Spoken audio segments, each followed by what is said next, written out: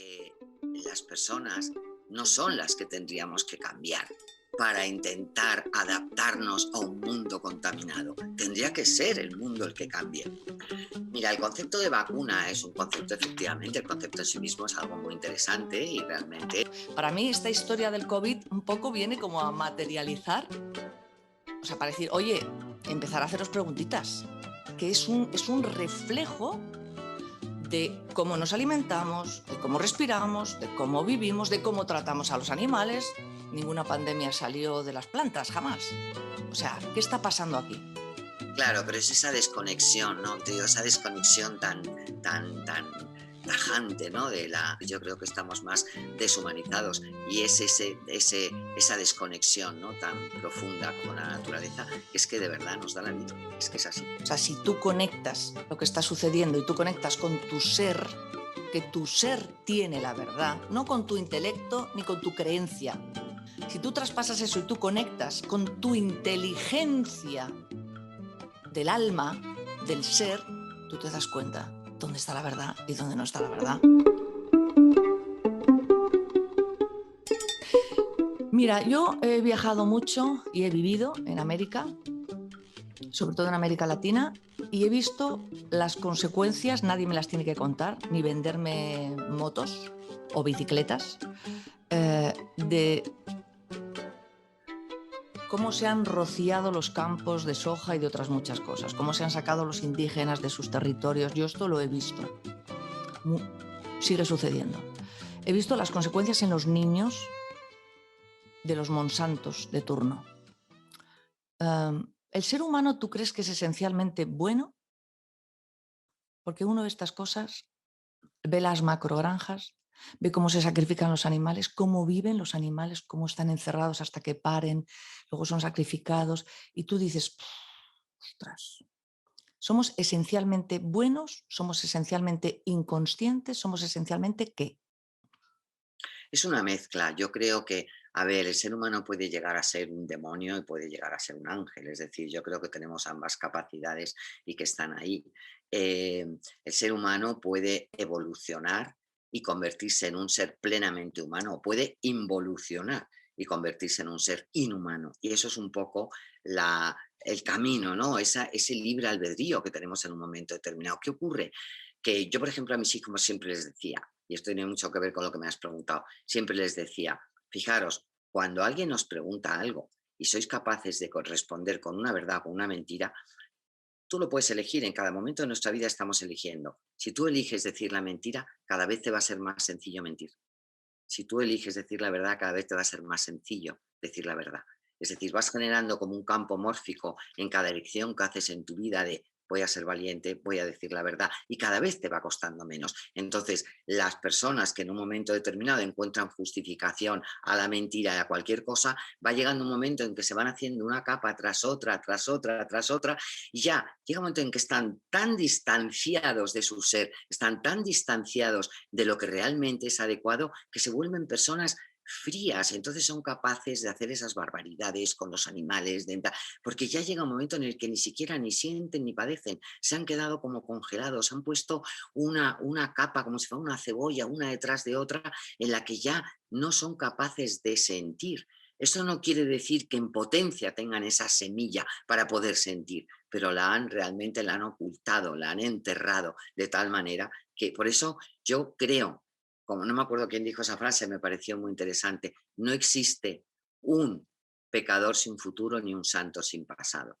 Yo sigo creyendo en el ser humano, yo sigo creyendo que cualquier persona, aunque esté haciendo ahora mismo barbaridades, puede darse cuenta y en un momento, como tú dices, paseando por el campo, encontrar esa mariquita o ese pájaro o ese águila o esa nube o ese momento, ¿no? Que es un instante en el que vibra todo tu cuerpo y de pronto puede hacer un cambio, o al revés, o una persona que puede ser maravillosa y en un momento determinado puede empezar a cambiar de rumbo. Eso es algo que lo tenemos potencialmente todos los seres humanos. Quiero retomar el síndrome de sensibilización central, esta enfermedad que tú has descubierto y que has vivido en carne propia. Te pregunto, esta afirmación de Nicolás Olea sobre los disruptores endocrinos, los problemas hormonales, tienen que ver con lo que estamos hablando, Monsantos, alimentación, cómo alimentamos a los animales, cómo los sacrificamos, las condiciones, me estoy acordando un poco de lo que dijo Bernard Claudet sobre que no es el virus, o sea, no es el microorganismo, sino es dónde vive el microorganismo. Y parece que estamos en una sociedad con el anti, que yo te hablaba antes, que quiere el antivirus sin entender que se trata de resolver el campo donde está el microorganismo, El medio, el tratar el medio. medio. Ujú. Sí, el medio. Por eso la medicina ambiental, la que tratamos todo esto, tratamos el medio. Luego, si quieres, hablamos de eso, pero ahora te voy a contestar un poco lo que me has dicho de Nicolás Olea. A ver, por supuesto que sí, por supuesto que todos estos contaminantes, ¿no? Que están, que tiene que ver con muchísimos pesticidas, organoclorados, organofosforados, piretrinas, todos, muchos de los que hace Monsanto y bueno, y otras empresas y que se utilizan para fumigar continuamente, pero no solamente eso, sino muchísimos otros productos que nos encontramos, ¿no? En una botella de plástico, el bisfenol A, los talatos, es decir, estamos tetracloroetileno, que por ejemplo está en la tintorería, es decir, te puedo hablar de multitud de contaminantes que están en nuestro entorno, que estamos rodeados de ellos y que son disruptores endocrinos. ¿Y qué es un disruptor endocrino? Un disruptor endocrino es un alterador hormonal, es decir, lo que hace es que nos altera nuestras hormonas. ¿Pero por qué?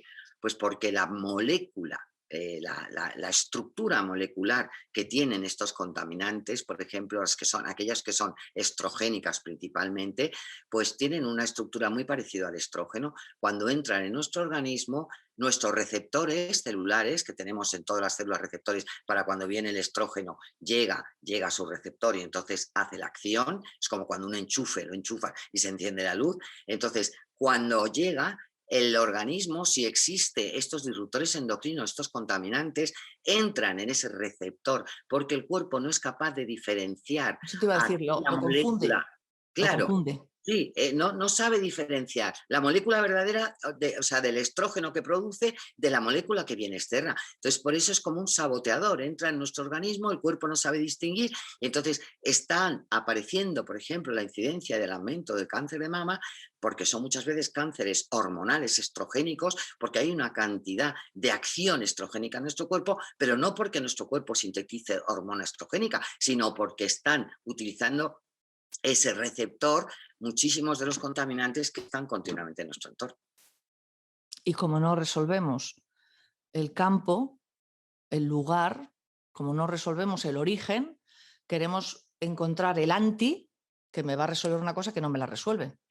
Porque Claro, claro, es que lo que queremos es, una vez que nos ha pasado, ya, entonces muchas veces, venga, yo muchas veces cuando digo, ay, la cantidad de dinero que se da para el cáncer, no te digo que no me parezca bien, pero por Dios, vamos a darlo para prevenir. Es que ni siquiera para el diagnóstico precoz. Muchas veces con Nicolás Olea, cuando damos charlas, muchas veces he coincidido con él, ¿no? En algunos sitios y en congresos, entonces los dos decimos lo mismo. No se trata de diagnosticarlo precozmente porque ya lo tienes, se trata de prevenir, adelántate a tenerlo. Si sabemos que todas estas sustancias son realmente, tienen este potencial cancerígeno y mutágeno, ¿cómo no hacemos algo e intentamos evitarlo y cambiarlo? Pero claro, aquí ya chocamos otra vez con lo de siempre, los intereses de la industria química, que son tan potentes que es muy difícil luchar contra eso. el auténtico para mí negacionismo científico. Este es el auténtico negacionismo científico, claro, que es así. Síndrome de sensibilización central. Danos algunos datos para las personas que te están viendo y que digan, me va a pasar a mí esto, que toda la vida no he sabido lo que tenía, nadie me ha dado una solución, me he tomado antidepresivos, y sigo en las mismas. Sí, sí, sí, O realmente sea, creo. perdona, que sobrepregunto, ¿qué tipo de persona va a verte a ti, Pilar? O sea, ¿en qué lugar de su vida, de lo que sea de desesperación, está una persona para decir, me voy a ver a esta mujer? A ver si es que es esto lo que me está pasando. Bueno, no solamente lo dicen los propios pacientes, sino que hay médicos ya que realmente cuando saben que no pueden hacer nada, cuando no encuentran nada, me los derivan, ¿no? Entonces, a ver, el tema es el siguiente, cuando, por ejemplo, es que son patologías que realmente son muy, o sea, que tienen multitud de síntomas, pero muchos síntomas muy inespecíficos, pues desde, pues eso, como decía antes, ese cansancio, pues un poco pérdida de energía, alteraciones intestinales, intolerancias a muchos alimentos, pensamientos, dolores de cabeza, pues sensación de que estoy perdiendo la memoria, de que no tengo, de que ya no me puedo concentrar igual en las cosas, de que estoy muy irritable. Es decir, son multitud de síntomas, muchas veces también trastornos respiratorios, hay muchos de ellos que realmente, bueno, pues la mayoría de las veces van a hacerse analíticas y tienen unas analíticas correctas, unas analíticas adecuadas, a lo mejor pueden tener algún parámetro un poco alterado, pero en realidad son analíticas que se podrían llamar prácticamente normales. Y entonces, claro, dicen, pero ¿cómo es posible si yo tengo todos estos síntomas? Entonces, una de las cosas más importantes es que esas personas hagan un control ambiental en su casa. ¿Por qué digo esto? Porque hay muchas veces que no se dan cuenta realmente las cosas que le hacen daño, porque están como, están adaptados, están como enmascarando algo. Mira, yo te voy a poner un ejemplo de un caso que me vino, que creo que es muy, muy gráfico y que hay mucha gente que se puede más o menos sentir identificada o lo puede entender así. Vino una niña con 7 años, vino su madre y la niña vino porque tenía muchas convulsiones y entonces, pues bueno, estaba tratada ya con Depaquine, que es un anticonvulsionante muy fuerte, muy potente, tenía ya problemas en el hígado, la madre estaba desesperada, bueno, total, que vino y realmente yo le diagnostiqué que tenía un síndrome de sensibilidad central, una sensibilidad química de bajo, ¿no? Entonces yo a la madre recuerdo que vino en el mes de julio y vino a mi consulta y yo le dije a la madre lo siguiente, vamos a hacer una cosa, si te parece bien, mira, coges una bolsa, coges todos los productos que tengas en tu casa, desde lejía, suavizante, gel de la ropa, champú, todo lo que tengas, si por supuesto tienes ambientadores, todo, y vamos a hacer una prueba. Porque además estaba tan desesperada con su hija, además tenía un desarrollo, un retraso psicomotor bastante grande. Bueno, total, digo, vamos a hacer una prueba. Si vemos que realmente haciendo esos cambios, la niña no tiene ningún cambio, tú no te preocupes que yo, bueno, pues realmente probablemente no tendrá nada de esto. Yo estoy convencida de que sí, pero bueno, vamos a valorarlo. Efectivamente, la madre me miró con una cara como diciendo, bueno, esta doctora está mal de la cabeza, como me dice un O médico. sea, todo lo que hay en un bote, por decirlo así. Todo lo que tengas en un bote, mételo en una bolsa. Todo lo que tengas de limpieza, de higiene personal, de cosméticos, de higiene de hogar de la casa, Todo. de todo lo que y además le dije, vamos a hacer la prueba que durante 2 meses, vamos a hacer esta prueba 2 meses, y vamos a hacer una prueba y vas a poner a tu hija a tomar comida ecológica. La comida ecológica, la gente no sabe la cantidad de carga tóxica que tiene cuando no tomas comida ecológica. O comida, me da igual, aunque no sea ecológica, que no tenga esos químicos, esos pesticidas, aditivos, herbicidas, conservantes, colorantes, etcétera, etcétera, etcétera. Porque comemos 3 veces al día y en cada comida tomamos varios alimentos. Entonces eso es algo a diario y se va acumulando. Entonces yo le dije, es muy importante que hagamos esta prueba y que tu hija... Alimentos con tóxicos, quieres decir. Exactamente, alimentos con tóxicos. Entonces yo le dije, Es que vamos a es un quitar los temazo, ¿eh? tóxicos. Es que es un temazo, es que es cambiar de vida, vamos. Todo, Es todo. subirte, es cambiar de planeta, vamos. Vale, entonces eso hizo. La madre dijo que bueno. Entonces, como justo le pillaba el mes de agosto, pues entonces la madre pues hizo todos esos cambios y tal. Y, y bueno, y como ella no notaba muchos cambios, y de pronto, pues como a finales de agosto, así ellos se habían quedado en que me iban a venir a ver a finales de septiembre, a finales de agosto pasa una cosa muy curiosa. Le va a visitar unos primos, van a visitar unos primos que ya estaba acostumbrado a verles. Esos primos utilizaban los productos que usan, pues eso, un suavizante de ropa, jabón de todo tipo, además eso con productos muy fuertes, y llegó a su casa. Y nada más llegar a su casa, la niña tuvo una convulsión. Había estado todo el tiempo sin tener ninguna convulsión y la niña tuvo una convulsión y empezó a tener los síntomas que la madre ya había notado que la niña tenía con frecuencia. Entonces, cuando vinieron a verme, me lo dijo. Dice, no nos habíamos dado cuenta de realmente lo que esto le afectaba hasta que no lo quitamos y lo volvimos a exponer. Porque es que esa es una de las cosas que ocurre. Nosotros no nos damos cuenta, pero una persona que fuma no se da cuenta muchas veces de lo mal que le sienta el tabaco. Cuando deja de fumar, entonces su cuerpo empieza a desintoxicar, a veces empieza a encontrar incluso peor porque empieza a limpiar y de pronto va a ir a lugares donde antes iba que la gente fumaba y se da cuenta que ya no lo tolera. No se da uno cuenta de lo mal que le sienta algo. Nos pasa en todo, En las hasta incluso relaciones con personales, en las parejas relaciones tóxicas. personales, lo digo yo. Relaciones exactamente, Claro, personales, que te acostumbras, porque hay una cosa que se llama adaptación. Es una cosa que nos acostumbramos y cuando nos acostumbramos a ello, yo siempre pongo en mis charlas, cuando tú, por ejemplo, a un niño de 10 años le das un cigarro, ¿qué hace? Vomita, se marea, tiene náuseas, tose. Eso es un signo de salud. ¿Vale? Y si ese niño sigue fumando día tras día tras día, el niño deja de toser, ya no tiene náuseas. ¿Cómo lo interpretamos la mente humana? Hoy está mucho más fuerte, mira, ya no le sienta mal porque ya no tiene náuseas. No, lo que hemos hecho es romper precisamente esa alarma de claro, sabiduría que tiene el cuerpo que claro, dice, esto me sienta mal. claro. ¿Entiendes? ¿Qué hacemos? Nos adaptamos, forzamos a nuestro cuerpo y a nuestra alma y en nuestras relaciones y en todo y en lo que comemos y lo que hacemos adaptarnos a algo que no es sano. Y llega un momento en el que eso salta y eso es lo que ocurre con la sensibilidad química.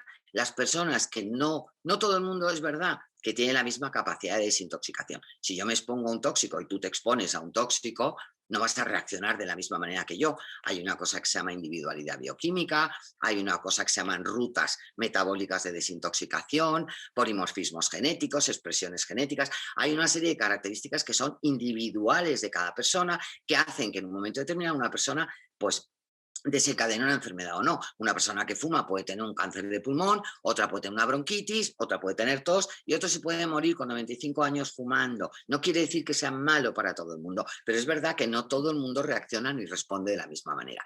Las personas con sensibilidad química tienen una cierta vulnerabilidad o predisposición porque no expresan sus genes de la misma manera. Hay ciertos polimorfismos genéticos que hacen que metabolicen peor ciertos tóxicos porque realmente no son capaces de desintoxicar igual que otra persona, entonces van acumulándolo como un vaso que se va llenando poco a poco, poco a poco. Entonces, ¿qué pasa? Que llega un momento en el que cuando tú tienes un vaso, llega al final que se desborda, una gota puede desbordarse y se derramarse y ahí aparece y se desencadena la enfermedad y la patología.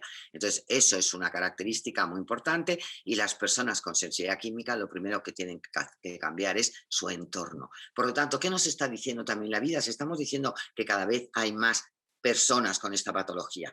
Nos quieren hacer convencer que el problema es que somos los seres humanos que nos tenemos que acostumbrar a vivir en un mundo contaminado, en lugar de darnos cuenta que lo que tiene que cambiar es el medio, como tú estabas diciendo antes. Tendrá que cambiar el medio, porque lo que están es los seres humanos dando la señal de alarma de decir, ya no se puede más, ya las ciudades están hipercontaminadas. El interior de las viviendas hasta pueden tener 10 veces más contaminación que en el exterior. Estamos hablando de ciudades como Madrid, de México, ciudades enormemente contaminadas y se habla que dentro de nuestras casas podemos tener hasta 10 veces más la contaminación que hay en el exterior, pero estamos locos. ¿De qué vive nuestro cuerpo? ¿De qué viven nuestras 60 billones de células? De agua limpia, de aire con oxígeno puro y de alimentación que no esté llena de tóxicos, ni de químicos, ni de venenos. ¿Y qué le estamos dando a nuestro cuerpo? Pues si nosotros metemos en el cuerpo emitirá y responderá en función de lo que le demos. Es que es sentido común. Esta lógica, obviedad, esto es un bolígrafo, ¿vale? Es la que yo, en toda esta vorágine que estamos viviendo, no veo hace 2 años un medio de comunicación que te diga, aliméntate bien, que te dé el sol, que te dé el sol, vitaminas, respira, oxígeno, haz deporte, cuida, ama, mima tu sistema inmunológico, porque como digo muchas veces, yo confío infinitamente más en mis 700 millones de años de sistema inmunológico que en bueno, cualquier otra cosa, bastante reciente, ¿no? Vendedores de bicicletas. Entonces, o sea, hay una sabiduría que está ahí. O sea, es que esto es de una lógica, lo que estamos diciendo. Es de una lógica, es de una... O sea, de verdad que o cambias de conciencia o cambias de planeta.